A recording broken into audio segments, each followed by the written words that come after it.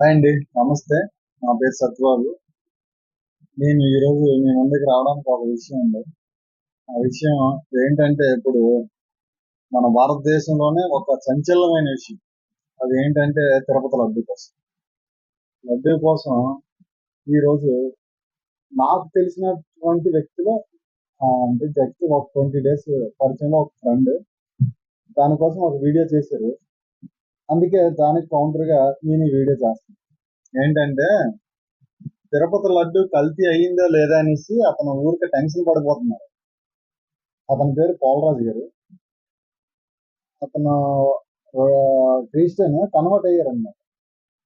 Convert అయ్యారంటే ఇప్పుడు ఇంచుమించు సుమారు చాలా సంవత్సరాలు అయ్యి ఉంటుంది కదండి. కన్వర్ట్ అయ్యి తిరుపతి లడ్డూలో కల్తీ జరిగింది లేదా అనేసి అతను ఊరికి టెన్షన్ పడిపోతున్నాడు. అతను టెన్షన్ పడాల్సిన అవసరం ఏమొచ్చింది?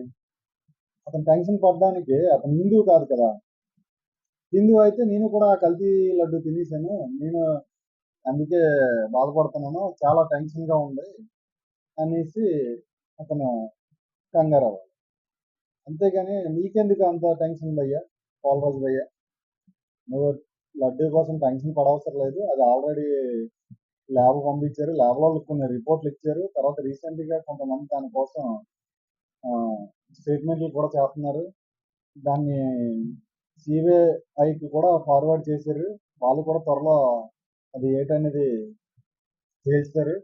నువ్వేమి కంగారు పడవసరం లేదు. దానికోసం నువ్వేం వర్రీ అవ్వవసరం లేదు.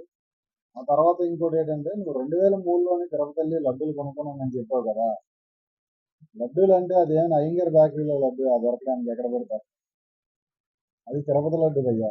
తిరుపతి లడ్డు అంటే తిరుపతిలోనే దొరుకుతుంది. తిరుపతి లడ్డు విలువ తెలిసిన ఎవరో కూడా ఎంత ఖరీదని ఇచ్చి కొనుక్కొని తినడానికే ఇష్టపడతారు. అంతేగాని నువ్వు దేనికోసం ప్రశ్నించే అంత అర్హుడు కాదు. అలాగని నీకు నేను ప్రశ్నించే అంత కూడా కాదు నీ అనుభవం ఉంది. ఏదో నువ్వు శ్రీమాన్‌గా ఏదో చేశానని చెప్తున్నావు కదా! నేనైతే శ్రీమాన్‌గా ఏం చేయలేదు. జస్ట్ నార్మల్ పర్సన్‌ని. నీ అంత అనుభవం లేదు. నీ అంత ఎక్స్‌పీరియన్స్ లేదు. కాబట్టి దయచేసి మా దేవుళ్ళతో ఆడుకోవద్దు. మా దేవుళ్ళ జోలికి రావద్దు. మా దేవుళ్ళని ప్రశ్నించొద్దు. సరేనా? పోలరాజు భయ్యా.